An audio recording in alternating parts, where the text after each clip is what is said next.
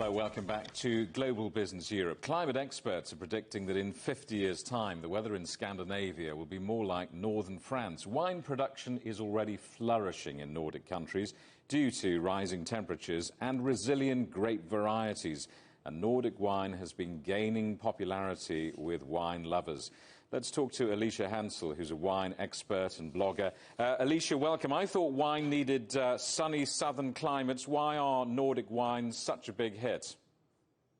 Well, absolutely. You're right there with kind of the sun. But as we know, in those Nordic countries, when it comes to summer, it might not be cool, but actually they have really long days. So it manages to kind of ripen those grapes with perhaps not so much heat. And if you look at kind of the EU's categorising of countries and warmth, the Scandinavian Nordic countries in Zone A, which is about the same as Germany, apart from some areas, and Great Britain. And we know we're producing good wine here and in Germany, so it makes sense. And is this about climate change, or is it also about the story of planting more suitable varieties of grapes that are better suited to colder northern countries? A bit of both, really. So those colder northern countries, we've experimented with hybrids and crossings that are more resilient to the cold.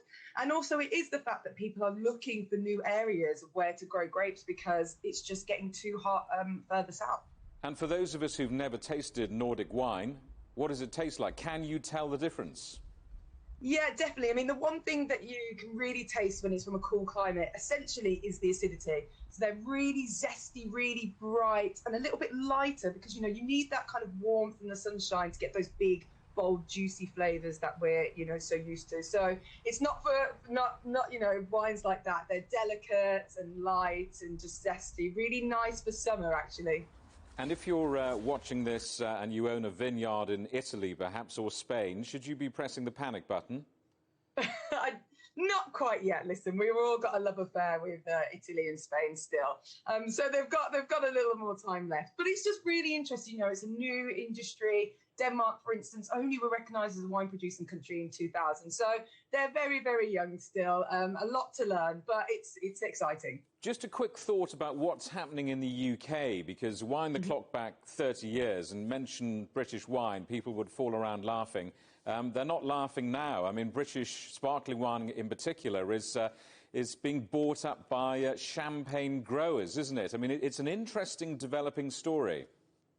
Absolutely. So one little thing I would like to clarify, British wine is actually wine made in Britain from grapes that are from anywhere. So it's English and Welsh wine that we refer it to. But yeah, absolutely. We've got Port Roger and Taittinger have actually, bought vineyards in the UK and are producing wine now. But yes, 30 years ago would have been laughed at, but we're winning awards, and we're winning awards against champagne houses. And that is to do with that kind of acidity coming through and just making it really elegant.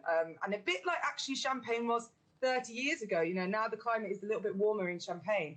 The champagnes are not tasting so champagne-like anymore. Alicia Hansel, thank you very much indeed for talking.